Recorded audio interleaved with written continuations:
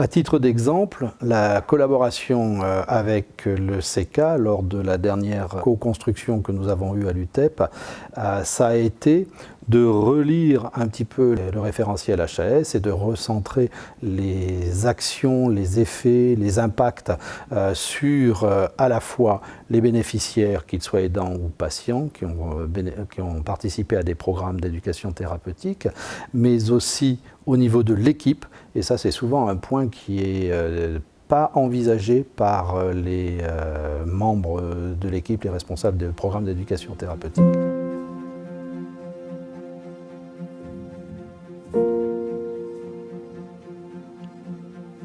Je suis Dominique Maroubi, je suis praticien hospitalier au centre hospitalier de Saintonge,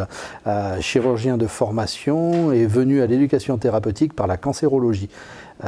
Parcours d'éducation thérapeutique où j'ai rencontré beaucoup de personnes importantes, en particulier on y reviendra les membres du CECA de l'époque, et ils m'ont amené à être actuellement le directeur et coordonnateur médical de l'unité transversale et territoriale d'éducation thérapeutique de Saintonge,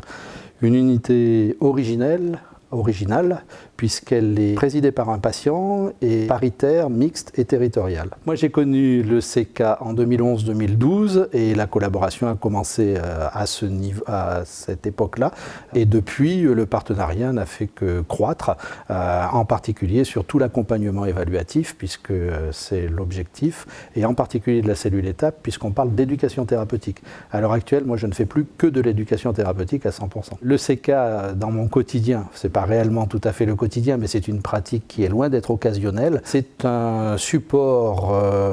et un recours à la fois méthodologique sur le plan de l'évaluation. Il nous accompagne pour permettre d'avoir une amélioration de la qualité de nos pratiques, ce qui est le but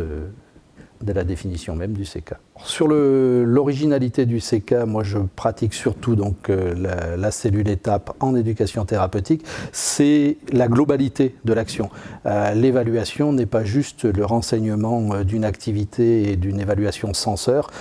c'est une évaluation qui porte un regard, si possible bienveillant sur les activités, sur les processus et sur la manière d'être en animation et en particulier l'éducation thérapeutique, ce qui fait que nous, c'est plutôt un accompagnement et c'est plutôt une méthodologie plus globale plutôt que d'avoir simplement un recensement d'activités ou d'indicateurs X ou Y. Mes relations avec le CECA, elles sont bonnes. L'UTEP a recours au CECA essentiellement sur des moyens d'accompagnement et ils sont très disponibles pour venir nous aider à faire progresser une notion de qualité, enfin d'évaluation qualitative en fait dans les programmes d'éducation thérapeutique dont nous avons la responsabilité de coordonner sur l'ensemble du territoire sud-est de la Charente-Maritime. Ça représente une vingtaine de programmes et en particulier des projets dans lesquels on veut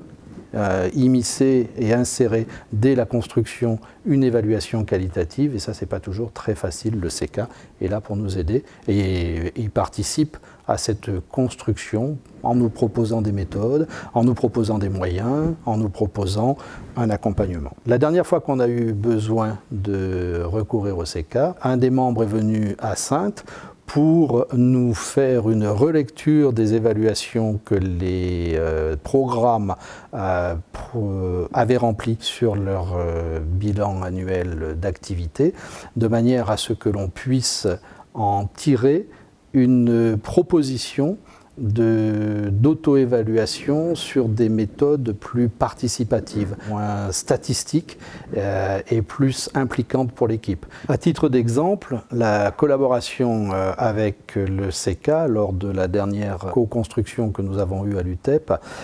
ça a été de relire un petit peu le référentiel HAS et de recentrer les actions, les effets, les impacts sur à la fois les bénéficiaires, qu'ils soient aidants ou patients, qui ont participé à des programmes d'éducation thérapeutique, mais aussi au niveau de l'équipe, et ça c'est souvent un point qui est pas envisagé par les membres de l'équipe, les responsables des programmes d'éducation thérapeutique. Donc ça, de ce côté-là, le CECA nous replace dans ce qu'on a l'habitude d'appeler la santé globale et le parcours de vie plutôt que le parcours strictement de soins. C'est un peu la même démarche avec un parcours de vie du programme plutôt que juste un parcours activité qui est pointé. À titre d'exemple, dans les collaborations qui ont été induites avec le CECA, grâce à la plateforme éducation thérapeutique en Nouvelle-Aquitaine, ETNA, nous avons, nous, l'UTEP, collaboré à une communauté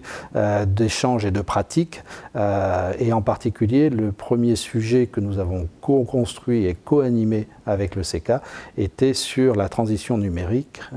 et c'est un sujet d'actualité où effectivement nous avons besoin d'une qualité et d'un regard critique bienveillant sur nos pratiques, ce qui est quelque chose d'intéressant à développer et auquel le CECA nous aide quotidiennement cette fois-ci. Autre exemple de collaboration, puisque par définition un partenariat est réciproque, nous sommes demandeurs d'avoir une co-construction de capsules vidéo, podcast ou enfin en tout cas de sujets sur lesquels on interrogerait l'expérience et l'expertise du CECA sur tous les sujets d'évaluation et sur la manière justement d'aborder une évaluation qui ne soit pas juste une évaluation censure, une évaluation purement administrative. Et ça, on est en train de construire ensemble des capsules qui vont être des capsules d'interview avec le CECA. C'est donc la réciprocité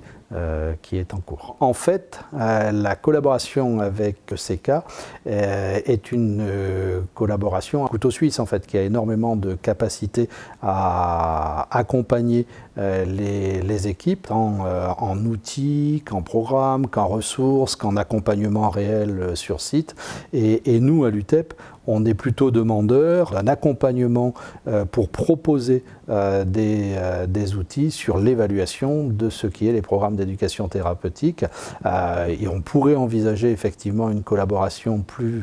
accrue avec les services de qualité de l'hôpital, ce qui permettrait de rentrer dans des critères d'accréditation qui malheureusement ont disparu pour le TP à l'heure actuelle. Mais dans la perspective d'une collaboration future, je pense que les patients traceurs en ETP vont permettre de mettre en exergue et de proposer, de promouvoir une nouvelle méthodologie d'évaluation. Et là, on est très partant.